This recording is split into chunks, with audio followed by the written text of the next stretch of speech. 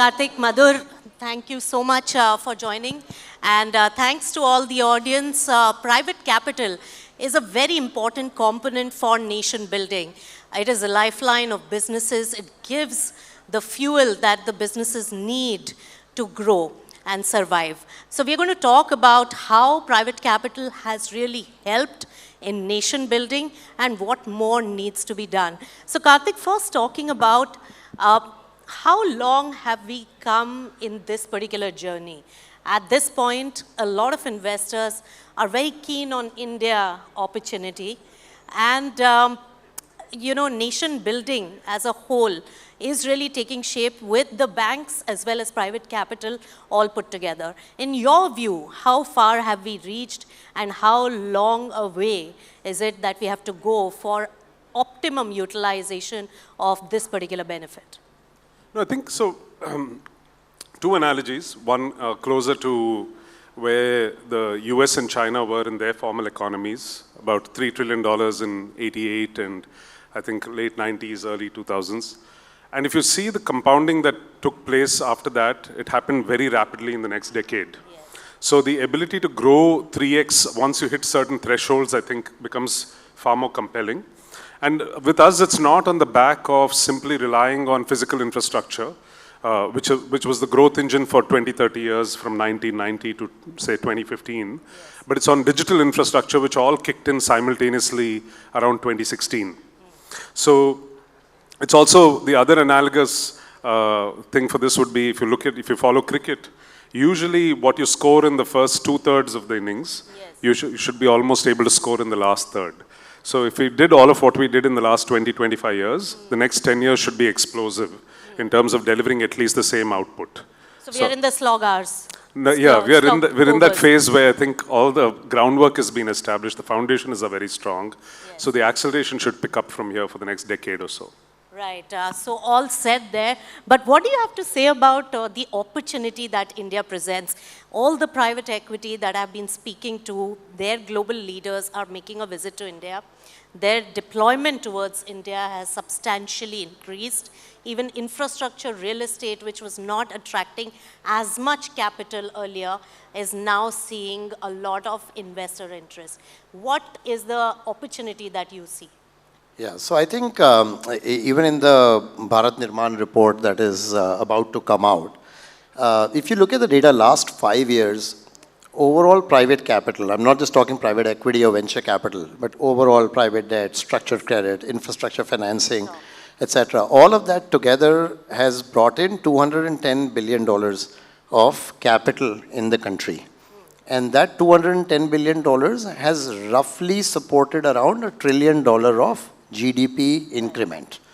Now, if we are, depending on the exchange rates you take, but anywhere around $3.5 trillion of nominal GDP, if you have to get to $5 trillion from here, right? Our estimates are that you would need at least $600 billion of private capital to come into the country. Now, let me explain that very quickly. It's interesting what Karthik said about the growth applies conversely about capital, because to drive the 1/3 of the growth, that means the capital that came in the first 2/3 needs to come and more, right? So 3x of the capital that has come in the last 5 years needs to actually come in the next 5 years, because the internal capital accrual or cash accruals of the companies, ECBs, IPO markets, whatever other sources of capital are, they cannot support the amount of capital formation that the country needs if we want to get to the $5 trillion of economy. And that's where I think the gap is filled by the private capital.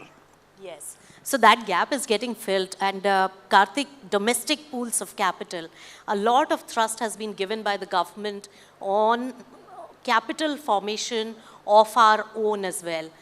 Where does it stand and what more needs to be done? So I think some of it is trapped in risk aversion, some of it is trapped in regulation. Yes. The way insurance money works is, it has old IRDA chains which don't allow it to invest other than their very specialized units which only focus on Indian investing. Yes. So no dollar from what they invest into from a fund can leave the shores of the country. So that said, I think they've been huge providers of capital to secondary markets. So the faster we get our capital, our companies to the secondary markets, more there'll be participation. So one way to think about it is how can we accelerate paths to IPO earlier and earlier and get more participation. This is one big pool, insurance itself.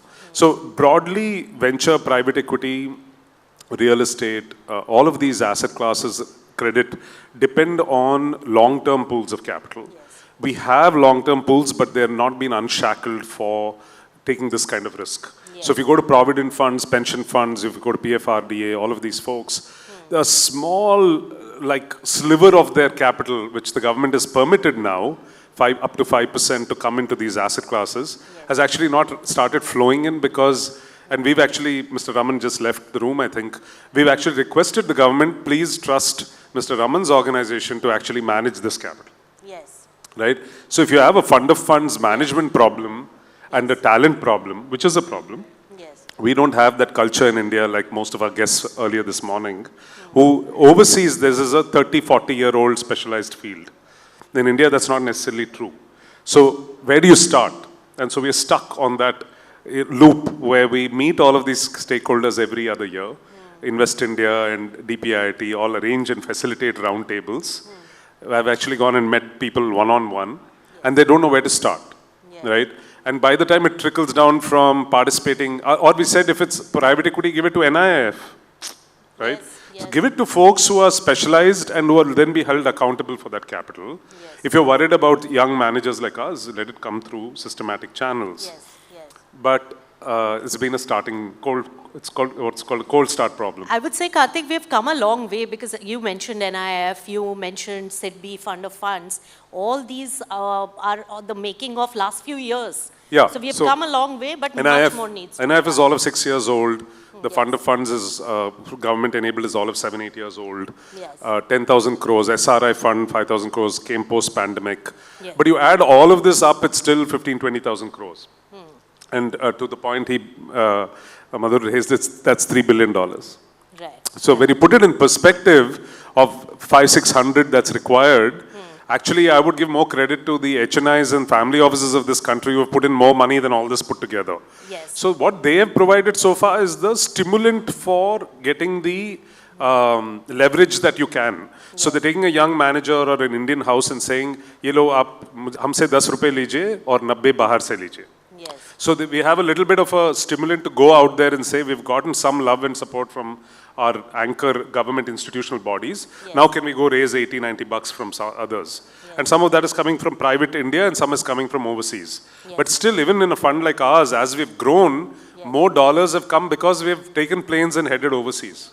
Not because we can fill that demand for our own needs inside of the country. Yes. So a lot more needs to be done, but in the last decade or so, a lot has been done.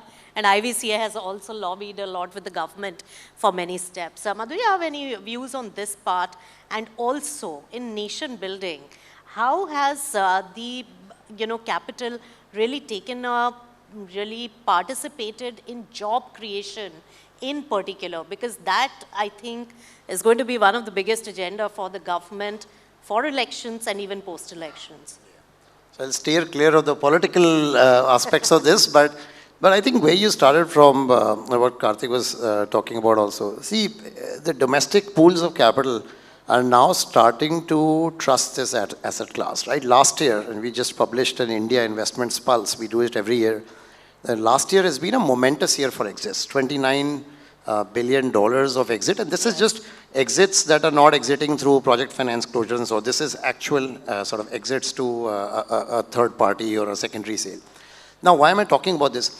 The lot of the private equity that goes in, right, or private equity, private capital, private debt, all of that put together, every dollar of private capital that goes in a business creates 5.7 times the revenue, right? 5.7x the revenue. So $1 million going into a company creates $5.7 million of revenue. It creates 1.2 to 1.3 billion dollars of taxes, right? $1 million is 1.2x. So that's straight away sort of adding to the revenue kitty of the government. It adds every $1 million of private capital. We've done this analysis for all investments in the last 10 years, and we looked at the published businesses, and we parsed out how much job creation happened. Every $1 million of private capital has created 47 new jobs. Yes. Right? Every $1 million. And so I think creating capital or putting money into capital formation in the country will automatically lead to other types of capital formation. Talent formation is also capital formation of a different kind, yes. right? And so all of that, the intent of this Bharat Nirman report was actually to quantify and document the impact. And it's not just social impact, it's actually a more wide-ranging economic, social, innovation, reputational. We talk about other things, but it's a very wide-ranging impact. Many takeaways, but Just want to add to that on 2 counts. This is why our pet peeve as the industry, that if you don't want to change capital gains on all private assets, the fact that that kind of capital is being routed predominantly through formal vehicles like AIF, how can we not be given the same treatment that you're giving to a public asset which otherwise is simply trading hands without any of that impact?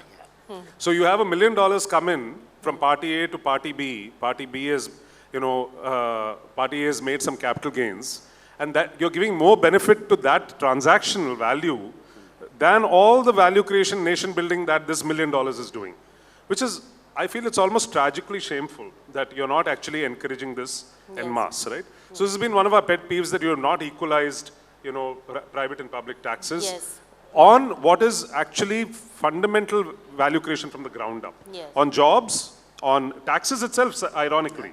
If you look at early stage venture capital, 80% of the capital we put in comes back as income and salaries to somebody or the other. And the finale part of this is actually what Madhur, I don't know Madhur if your report has captured the second order effects. A lot of the businesses, if you heard the last panel, they didn't touch upon how technology changes those marketplaces. But once technology enables those marketplaces, income generation and the speed and velocity frictions that those otherwise unorganized marketplaces are benefiting from have far, far more reaching impact than everything we're discussing on this panel. Yes. Which means, like, if somebody, what are the benefits of UPI to that, nth customer provided by a venture-backed startup? Right. What are the benefits of getting identity proof digitized rather than that person running with a physical copy of his, for the nth proof that he has to submit? Right. So all this for you and me might not be, you can use an office boy or a driver. For them, it's their own personal time. So the amount of productivity value that it creates for people not in the formal job economy is manifold, actually. Yes. And we are not able to capture the depth of that. Like, that's cab drivers to riders to farmers. Farmers don't even get categorized from a job perspective. But how dramatically this has shifted, their income generation capacity is not in this report, right? So that is not being understood, I feel, deeply enough by the government. The reason we collaborated on this report as an industry body is shift the conversation away from just the dollars. Yes. It's not about the dollars. It's about what the dollars does in a market like India. Yes. The second, third order impact is massive. So Madhur made a point on even the exit options. There was a long time of lull, Karthik, where the new age companies, investors and that were not given proper exits. Now, of course, the IPO market opened, the avenues opened. So for overall investor community, do you think our returns and exit parameters and options have also improved? Because that really creates the fundamental infrastructure which is required for investors to come in the first place. So very different question, but I think it's improved in terms of both perception and preparedness dramatically in the last 3-4 years, right? Yep. There was this fear on 2 counts that the regulator will block everything that's not profit making. If you look at the law of the regulator, it says you have to be profitable for 3 years. Yes. So people said, how can we list most of new age companies which have not yet turned profitable? What they underestimated is the sophistication of the public market investor in this country, right? I think both the sophistication and the wisdom of the public market investor, with all due humility, is probably 10x of ours, right? So they know how to judge stuff. And most buyers of these assets are also driven by public market. Yes. They will not come and pay a 20x multiple when they're trading after 50 years of effort at 10x multiple. So fundamentally, I don't think we have scaled exit outcomes other than those determined by public markets and public comps. The universe of companies that needed to go and demonstrate that took much longer than one imagined. Right. So same thing, it's a little like that T20 analogy or 50 over match analogy. Now the floodgates have opened, right? So now it's not like overnight I can hit a button, file the equivalent of an S1 in India, 30 days go public. SEBI will still sit on the DRHP for as long as they want. But the point is, you are now able to show 20, 30, 40 different types of companies, which wasn't possible 5 years ago. And the minute one of them goes, establishes, runs through the rigor of equity analysts in the public markets, 10 other companies which are smaller than that can look up to this big brother, big sister, and say basically, now we have a comparable, we know how to get valued in the market, and it opens up the floodgates. So I've always maintained, my pet subject is we have to have a NASDAQ equivalent by 2030. And we have to have 30 awesome stocks on it. Otherwise, we have not arrived, actually. At least for venture, I can speak. PE, I think, has been thriving. Actually, in the last few years, they've shown boatloads more liquidity because they don't necessarily overpay and buy for innovation and go crazy and this FOMO. These are all venture elements, right? They're not taking new technology risk. They're taking old business model risk which can be made more efficient. So typically, if you ask a good PE guy, he'll say, I'll never lose principal and I will always buy at a multiple that I can exit at a higher multiple. So it's the other way around, right? So they've done well, actually, and that's why there is so much money coming in. You saw the morning panel. Some of these guys are all oversubscribed in this last 2 years. Compared to China PE, we are looking very good. All right. So very good points here. But global ambitions, global, reputation, putting India on the global map, that's also one of the aspirational things which the capital has provided the entrepreneurs the leg for doing. So how do you see that? And of course, still we create our own NASDAQ. At least at the moment, Indian companies going global. Of course, one big listing is going to happen from one of the old economy, companies from India. But the new age is not too far.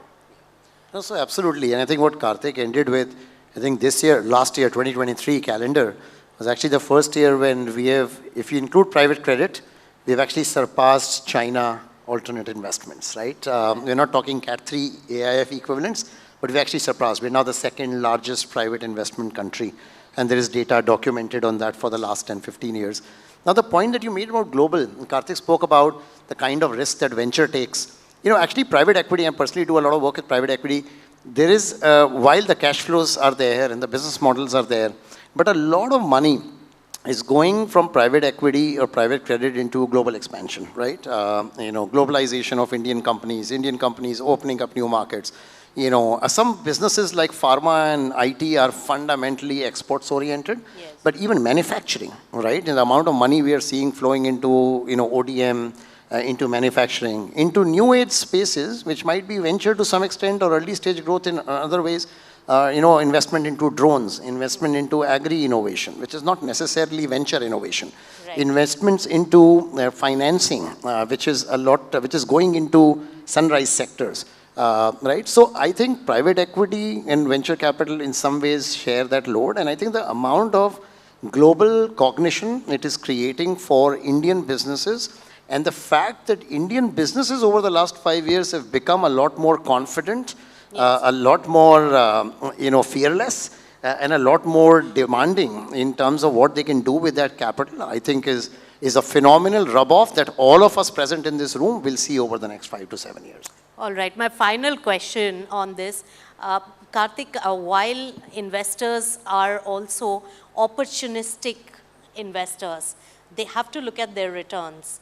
But while we talk about nation building through private capital, it has to be very patient and also fairly allocated in the areas where we want to see impact. So social impact, empowering the categories and sectors where we as a nation need to grow and channeling the investments over there. How do you see this capital allocation?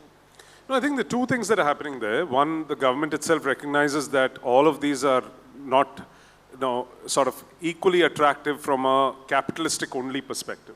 So one is the same way they provided a stimulant to, domestic venture capital 10 years ago. I think there is an attempt afoot to actually try and propagate that for very specific India-centric social sectors. So I wouldn't be surprised if they announce 1,000 crores or 2,000 crores towards, manufacturing in India, or electric vehicles in India, or agri in India. Things that can actually accelerate everything we've been talking about for the last 20 minutes, right? So that how does innovation not stick to the 100 million people who are already well-to-do in this country, but how does it percolate down to 500 million and then a billion people? So you will start seeing, I think, in climate, for example. So that's one. Second, I think, unbeknownst to most people, the generalist early stage fund is almost gone, actually. So if you see any new franchise that's formed after 2016, 2 out of 3, if not 2 out of 3, 1 out of 2 funds are super specialized. They only focus on sectors that they actually have a deep expertise into. And about half of those are very naturally inclined to sort of social / innovation, right, economies. So someone like a Sunil sitting there in the front row will do only deep tech in this country.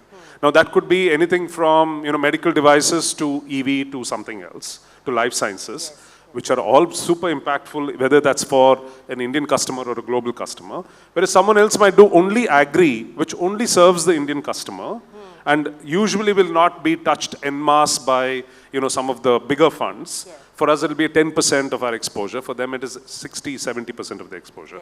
So it's a natural order of things. As you heard from some impact funds in the morning, this is built into everybody's market models. You can't force this down.